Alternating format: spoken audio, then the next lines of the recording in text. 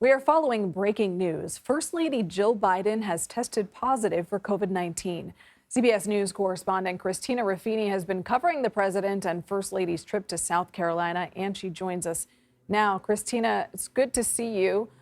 The First Lady's office released a statement that says, quote, after testing negative for COVID-19 on Monday during her regular testing cadence, the First Lady began to develop cold-like symptoms late in the evening. She then tested negative again on a rapid antigen test, but a PCR test came back positive. The First Lady is double vaccinated, twice boosted, and only experiencing mild symptoms. What more can you tell us? I mean, that's basically what we know is in the statement that you just read. Obviously, the First family is still testing regularly. You know, we saw this when President Biden tested positive, I think, 2 weeks ago now. I don't know. You guys only seem to want to talk to me when a member of the First family is tested positive for COVID. As they said, she's vaccinated, she's boosted. We saw this with the president, even though they are older Americans, and that is a higher risk group. We've seen with individuals who are vaccinated and who tend to take, decent care of their symptoms and rest and fluids and all those things your mother always told you to do when you're growing up if you have a cold. So far, the First family, the president did fairly well with it. He did have that relapse because he was taking Paxlovid. We don't know if the First Lady will be prescribed that antiviral yet. We haven't heard anything like that. This is just coming out.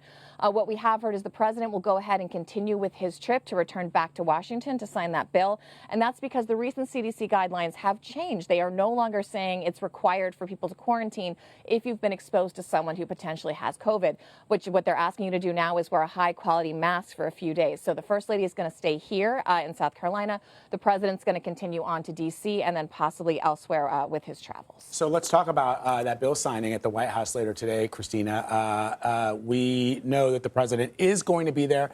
I saw the readout. And so who else are we expecting to be there when the president does sign that bill? This is not going to be one of those big Rose Garden victory lap bill signings that you've seen before. They're likely to celebrate this bill and have like an actual ceremony later. This is more of a administrative effort where he needs to get back and sign this bill because they don't want it to be a delayed. They got this passed and it's a victory lap for the Democrats ahead of this contentious midterm election. And the president doesn't want to delay that bill going into action, especially after all the rhetoric saying, this is so important and it's so great that we've gotten this done. So he's going to fly back and sign it so that it can go into action. We're not exactly sure what we're going to see or how much we're going to see of that yet, but you shouldn't expect one of those big ceremonial signings. That's likely going to happen a little bit later, like we've seen with some of the other legislation that they've had, like the actual signing and then the celebration victory lap Rose Garden party, if you will, a bit later. So unclear yet when that will happen, but it'll be in a couple weeks most likely. Speaking of vacations, Ruffini, I thought you were on vacation with that beautiful live shot that you have behind you there. But for the record, I'll talk to you anytime, anywhere about anything. And I know Nikki feels the same way.